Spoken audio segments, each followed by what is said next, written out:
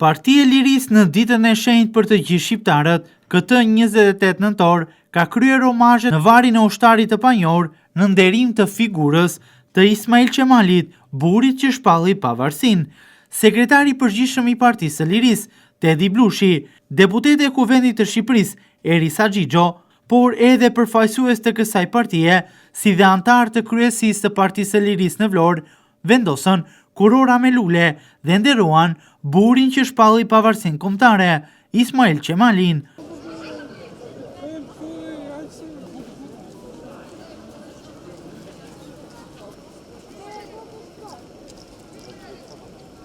Sekretari i përgjithshëm i Partisë së Lirisë, Tedi Blushi, e nis fjalën e tij me një mesazh urimi për pavarësi të gëzuar për të gjithë shqiptarët kudo që ndodhen, edhe nga ish-presidenti i vendit, Ilir Meta. Kjo ditë, sipas Blushit, na kujton rëndësinë e ruajtjes së pavarësisë dhe sovranitetit të Shqipërisë, e cila tashmë është më e rrezikuar se kur. Ky është 29 nëntori i Gjergj Kastriot Skënderbeut, i Ismail Qemalit, i Ademi Asharit dhe 28 nëntori i ushtrisë çlirimtare të Kosovës, një festë kombëtare e cila sot na kujton rëndësinë e ruajtjes së sytë e ballit të pavarësisë dhe sovranitetit të Shqipërisë, të rrezikuar për fat të keq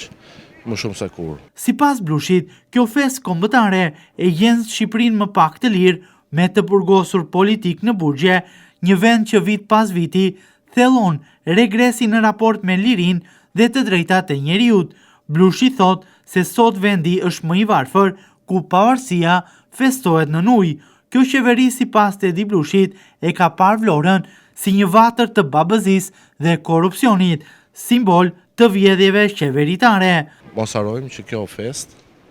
kombëtare e gjen sot Shqipërinë më pak të lirë, e gjen Shqipërinë me të burgosur politik, e gjen një vend që vit pas viti thellon regresin në raport me liritë dhe të drejtat e njeriut, por gjithashtu e gjen Shqipërinë një vend më të varfër se një vit më parë dhe për fat të keq me mijëra familje që sot festojnë pavarësinë e Shqipërisë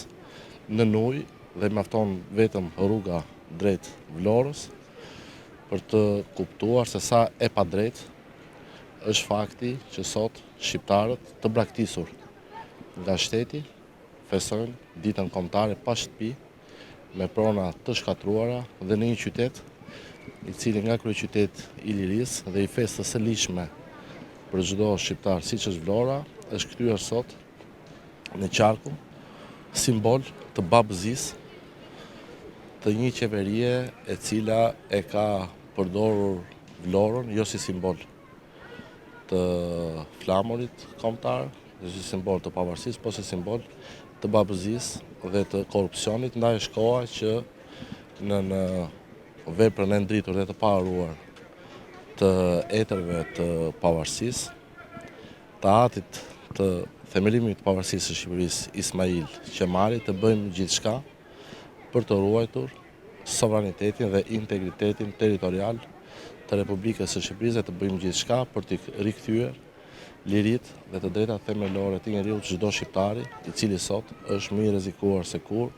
Ashtu edhe si Partia Demokratike, përfaqësuesit e Partisë së Lirisë zhvilluan omazhet në nderim të Ismail Qemalit në orare të veçuara nga mazhoranca, por edhe të ndara në kohë mes tyre.